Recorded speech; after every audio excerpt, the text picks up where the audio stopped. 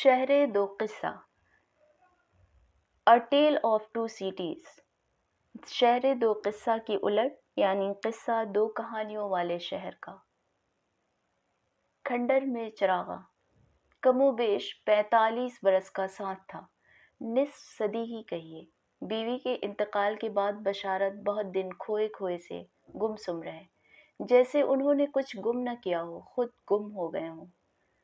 جوان بیٹوں نے میت لحد میں اتاری، اس وقت بھی وہ صبر و ضبط کی تصویر بنے تازہ کھدی ہوئی مٹی کے ڈھیر پر خاموش کھڑے دیکھا کیے۔ ابھی ان کے بٹوے میں مرحومہ کے ہاتھ کی رکھی ہوئی الائچیاں باقی تھیں اور ڈیپ فریزر میں ان کے ہاتھ کے پکائے ہوئے کھانوں کی تہیں لگی تھیں۔ قریشی کی جو ٹوپی وہ اس وقت پہنے ہوئے تھے، وہ اس جنتی بیوی نے چاند رات کو 2 بجے مکمل کی تھی تاکہ وہ صبح اسے پہن کر عید کی نماز پڑھ سکیں۔ سب مٹھی بھر بھر کے مٹی ڈال چکے اور قبر گلاب کے پھولوں سے ڈھک گئی تو انہوں نے مرحومہ کے ہاتھ کے لگائے ہوئے موتیا کی چند کلیاں، جن کے کھلنے میں ابھی ایک پہر باقی تھا، کرتے کی جیب سے نکال کر انگارہ پھولوں پر بکھیر دی۔ پھر خالی خالی نظروں سے اپنا مٹی سے سنا ہوا ہاتھ دیکھنے لگے۔ اچانک ایسا سانحہ ہو جائے تو کچھ عرصے تک تو یقین ہی نہیں آتا کہ زندگی بھر کا ساتھی یوں آنن فانن بچھڑ سکتا ہے۔ نہیں، اگر وہ سب کچھ خواب تھا تو پھر یہ بھی خواب ہی ہوگا۔ ایسا لگتا تھا جیسے وہ ابھی یہیں کسی دروازے سے مسکراتی ہوئی آ نکلے گی۔ رات کے سناٹے میں کبھی کبھی تو قدموں کی مانوس آہٹ اور چوڑیوں کی کھنک تک صاف سنائی دیتی، اور وہ چونک پڑتے کہ کہیں آنکھ تو نہیں جھپک گئی تھی۔ کسی نے ان کی آنکھیں نم نہیں دیکھی، اپنوں بیگانوں سبھی نے ان کے صبر و استقامت کی داد دی۔ پھر اچانک ایک واشگاف لمحہ آیا کہ یکلخت یقین آ گیا، پھر سارے پندار پشتے اور سارے آنسو بند اور تمام صبر فضیلیں ایک ساتھ ڈھہ گئیں۔ وہ بچوں کی طرح پھوٹ پھوٹ کر روئے۔ لیکن ہر رنج رفتنی ہے اور ہر عیش گزشتنی، جیسے اور دن گزر جاتے ہیں، یہ دن بھی گزر گئے۔ قدرت نے بقول لاروش فوکو کچھ ایسی حکمت رکھی ہے کہ انسان موت اور سورج کو زیادہ دیر ٹکٹکی باندھ کر نہیں دیکھ سکتا۔ رفتہ رفتہ صدمے کی جگہ رنج اور رنج کی جگہ اداس تنہائی نے لے لی۔ میں جب میامی سے کراچی پہنچا تو وہ اسی دور سے گزر رہے تھے، بے حد اداس، بے حد تنہا۔ بظاہر وہ اتنے تنہا نہیں تھے جتنا محسوس کرتے تھے، مگر آدمی اتنا ہی تنہا ہوتا ہے جتنا محسوس کرتا ہے۔ تنہائی آدمی کو سوچنے پر مجبور کرتی ہے، وہ جدھر نظر اٹھاتا ہے آئینے کو مقابل پاتا ہے۔ اسی لیے وہ تنہائی یعنی اپنی ہی صحبت سے گریز کرتا اور ڈرتا ہے۔ تنہا آدمی کی سوچ اس کی انگلی پکڑ کے کشا کشا ہر چھوڑی ہوئی شاہراہ، ایک ایک پگڈنڈی، گلی کوچے اور چوراہے پر لے جاتی ہے۔ جہاں جہاں راستے بدلے تھے، اب وہاں کھڑے ہو کر انسان پر منکشف ہوتا ہے کہ در حقیقت راستے نہیں بدلتے، انسان خود بدل جاتا ہے۔ سڑک کہیں نہیں جاتی، وہ تو وہیں کی وہیں رہتی ہے۔ مسافر خود کہاں سے کہاں پہنچ جاتا ہے۔ راہ کبھی گم نہیں ہوتی، راہ چلنے والے گم ہو جاتے ہیں۔ پیری میں پرانی ضرب المثل کے مطابق 100 عیب ہوں یا نہ ہوں، ایک عیب ضرور ہے جو 100 عیبوں پر بھاری ہے، اور وہ ہے ناسٹیلجیا۔ بڑھاپے میں آدمی آگے یعنی اپنی منزل نامقصود و ناگزیر کی جانب بڑھنے کے بجائے الٹے پیروں اس طرف جاتا ہے جہاں سے سفر کا آغاز کیا تھا۔ پیری میں ماضی اپنی تمام مہلک رعنائیوں کے ساتھ جاگ اٹھتا ہے۔ بوڑھا اور تنہا آدمی ایک ایسے کھنڈر میں رہتا ہے جہاں بھری دوپہر میں چراغاں ہوتا ہے، اور جب روشنیاں بجھا کے سونے کا وقت آتا ہے تو یادوں کے فانوس جگمگ جگمگ روشن ہوتے چلے جاتے ہیں۔ جیسے جیسے ان کی روشنی تیز ہوتی ہے، کھنڈر کی دراڑیں، جالے اور ڈھونڈار پن اتنی ہی زیادہ اجاگر ہوتے جاتے ہیں۔ سو ان کے ساتھ بھی یہی کچھ ہوا۔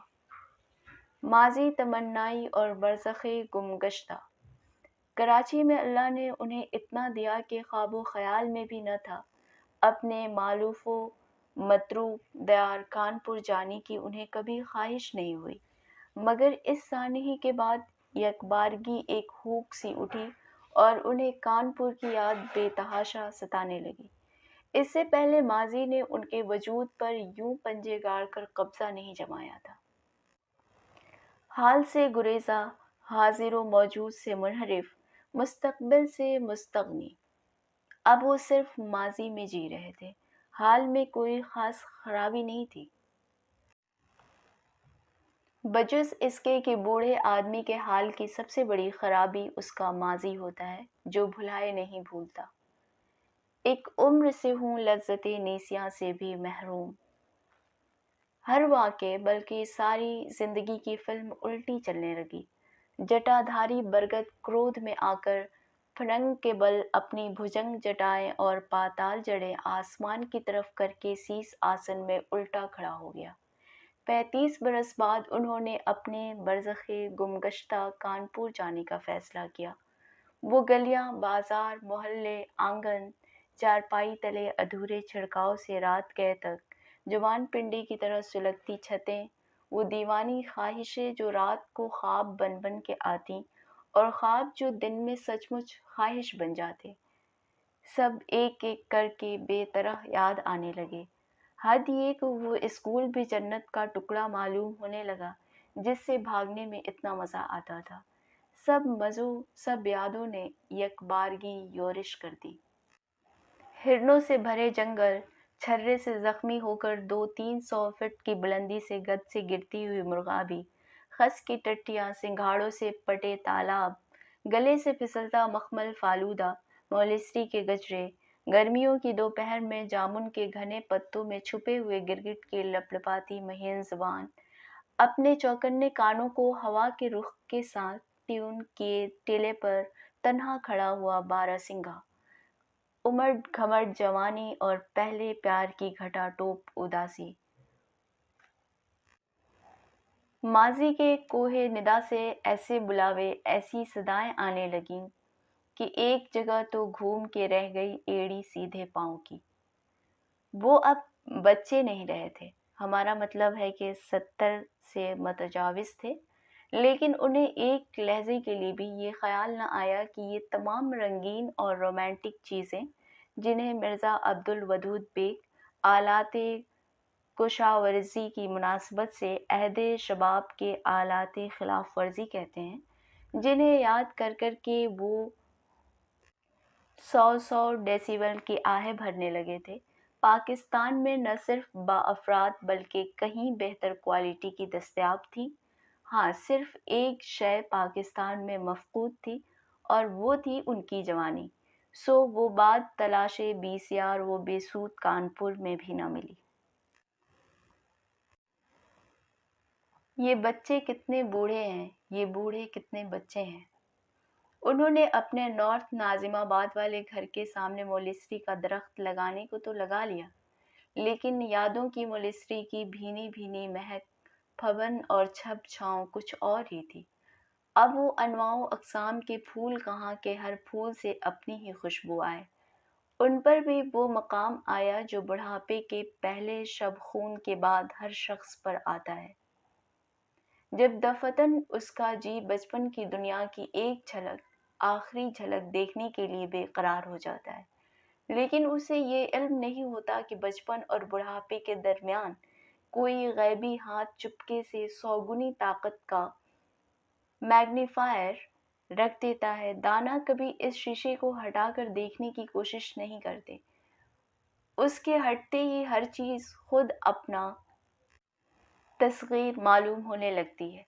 کل کے دیو بالکل با شیشے نظر آنے لگتے ہیں۔ اگر آدمی اپنے بچپن کے لوکیل جائے ورود و واردات سے عرصے دراز تک دور رہا ہے تو اسے ایک نظر آخری بار دیکھنے کے لیے ہرگز نہیں جانا چاہیے، لیکن وہ جاتا ہے۔ وہ منظر اسے ایک طلسمی مقناطیس کی مانند کھینچتا ہے اور وہ کھنچا چلا جاتا ہے۔ اسے کیا معلوم کہ طفل طلسمات پر جہاں دیدہ آنکھ پڑ جائے تو سارے طلسم ٹوٹ جاتے ہیں۔ بہروپ نگر کی ساری پریاں اڑ جاتی ہیں اور شیش محل پر کالک بجھ جاتی ہے، اور اس جگہ تو اب مقدس خوشبوؤں کا دھواں ہی دھواں ہے۔ یہاں جو کام دیو کی دہکتی دھنک کمان ہوا کرتی تھی وہ کیا ہوئی؟ یہ دھواں جو ہے یہ کہاں کا ہے؟ وہ جو آگ تھی وہ کہاں کی تھی؟ آدمی کو کسی طرح اپنی آنکھوں پر یقین نہیں آتا۔ وہ روپ سروپ کیا ہوا؟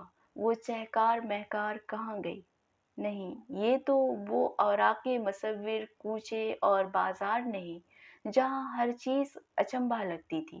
یہ ہر چیز، ہر چہرے کو کیا ہو گیا؟ جس گھڑی یہ طلسم ٹوٹتا ہے، ماضی تمنائی کی خواب سرا ڈھہ جاتی ہے۔ پھر اس شخص کا شمار نہ بچوں میں ہوتا ہے نہ بوڑھوں میں۔ جب یہ مقام آتا ہے تو آنکھیں یکایک کلر بلائنڈ ہو جاتی ہیں۔ پھر انسان کو سامنے ناچتے مور کے صرف پیر دکھائی دیتے ہیں، اور وہ انہیں دیکھ دیکھ کے روتا ہے۔ ہر سو بے رنگی اور بے دلی کا راج ہوتا ہے۔ بے حلاوت اس کی دنیا اور مذبذب اس کا دین۔ جس شہر میں بھی رہنا اکتائے ہوئے رہنا۔ سو اس طفل بزرگ نے کانپور جا کر بہت گریہ کیا۔ 35 برس تک تو اس پر رویا کیے کہ ہائے ایسی جنت چھوڑ کر کراچی کیوں آ گئے، اور اب اس پر روئے کہ لا حول ولا قوت، اس سے پہلے ہی چھوڑ کر کیوں نہ آ گئے۔ خواہ مخواہ عمر عزیز کی 1/3 صدی غلط بات پر رونے میں گنوا دی۔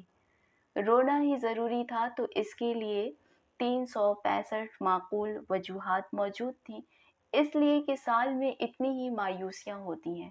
اپنی ڈریم لینڈ کا چپا چپا چھان مارا، لیکن وہ لہر نہ پھر دل میں جاگی، وہ رنگ نہ لوٹ کے پھر آیا۔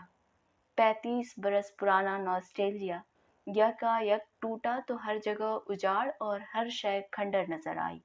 حد یہ کہ جس مگرمچھ بھرے دریا میں کہ جس کا اور نہ چھور، وہ فلک بوس برگد کی پھنگ سے بے خطر چھلانگ لگا دیا کرتے تھے، اب اسے جا کر پاس سے دیکھا تو ایک مینڈک بھرا برساتی نالا نکلا، اور وہ جبر جنگ برگد تو نرا بونسائی پیڑ لگ رہا تھا۔